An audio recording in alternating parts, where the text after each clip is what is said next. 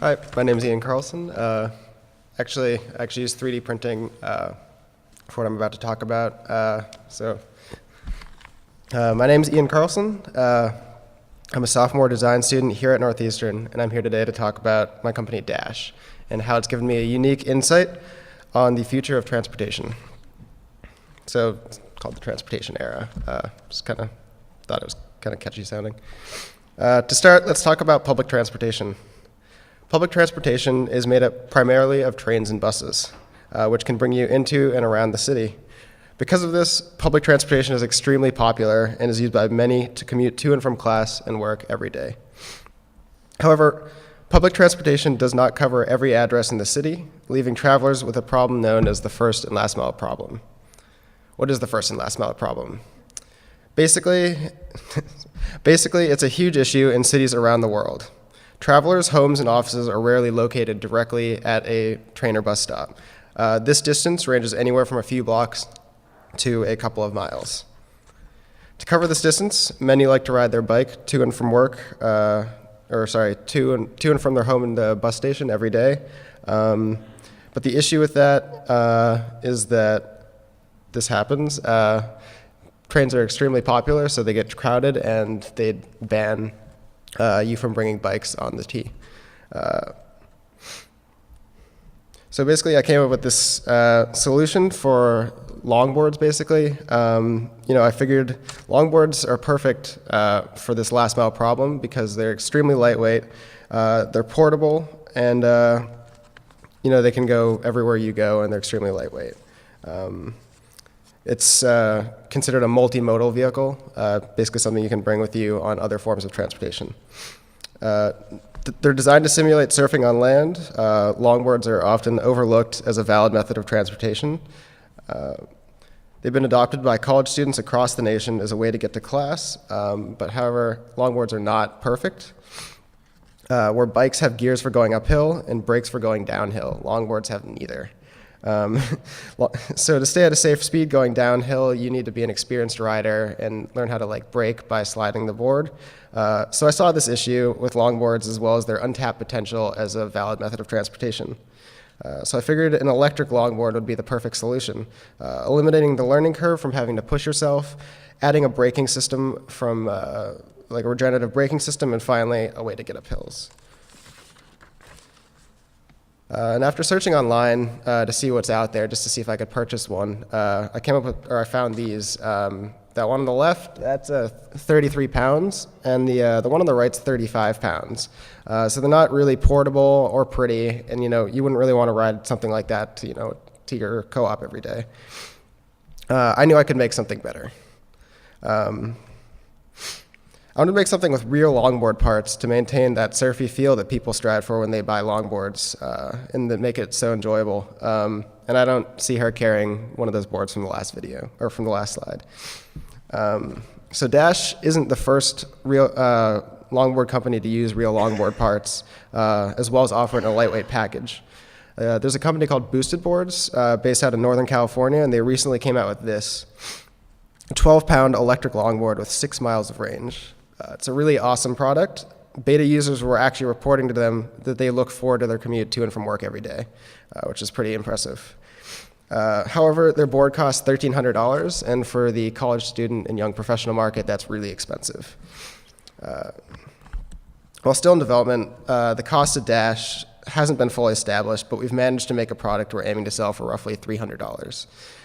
Dash also features interchangeable battery packs, so that if your commute is further than 6 miles, you can equip a larger battery pack before you leave. Dash is powered by leading-edge lithium-ion batteries, the same kind that go into electric cars like the Tesla Model S. The amount of energy that can be stored in these batteries is incredibly powerful and is constantly increasing, as well as the ever-improving power of brushless motors. For instance, this is the one we use in Dash currently. It weighs, only a few hundred grams, and it's over 3 horsepower. So this will get you up any San Francisco hill you need to get up. Vehicles like this were simply not possible 5 years ago. The technology just hadn't, gotten to where it is now. And this brings me to the car industry, which is changing incredibly quickly. Maybe you remember electric cars as kind of boring, eco-friendly cars with no power, or something to take you around the golf course. For those of you that may not see an electric car in their garage down the line due to their current limitations in range and power, let me show you some really amazing cars that have come out recently that'll like maybe make you rethink that. How about the all-electric Tesla Model X? It's large enough to hold a family. They're extremely safe, and they go faster from 0 to 60 miles an hour than a Porsche 911. So the technology is pretty impressive. Or how about this hybrid? The McLaren P1, which has over 900 horsepower, and it spits flames. The really unique thing with electric motors is that 100% of the torque is available at all times, which makes it ideal for sports cars, as well as being efficient because you don't need a gearbox anymore. So why did I call this presentation the transportation era? I believe the next big revolution in our daily lives will be in how we travel, like how the iPhone kind of changed how we connect with the world, as well as kind of same with the internet. I believe the next big thing is going to be how we get around, because it's how we travel has essentially stayed the same since the horse and carriage, basically. Over 1 million people move into cities every single day. So the pollution from cars sitting in traffic increases every year. So cities are beginning to ban you from driving in their city if you do not have a low emission, or in some rare cases, zero emission vehicle. So the declogging of traffic in cities seems like an impossible task just because of our heavy reliance on the automobile.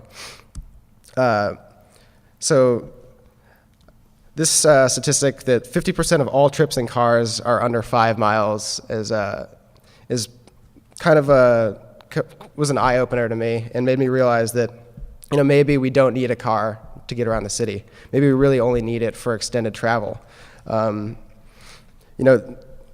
The boosted board, or dash, covers 6 miles, so essentially right there, that's more than half of all vehicles on the road right now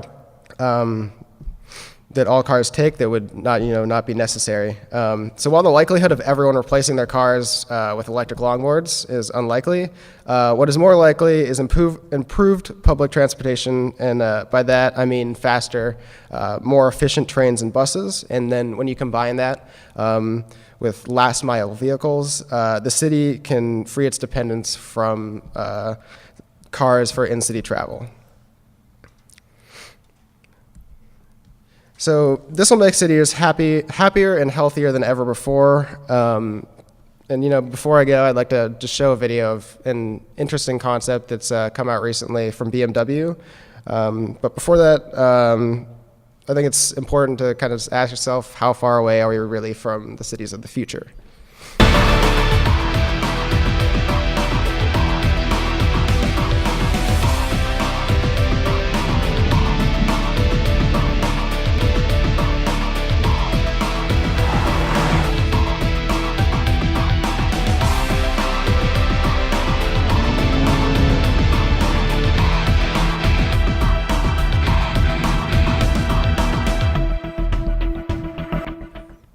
Thank you.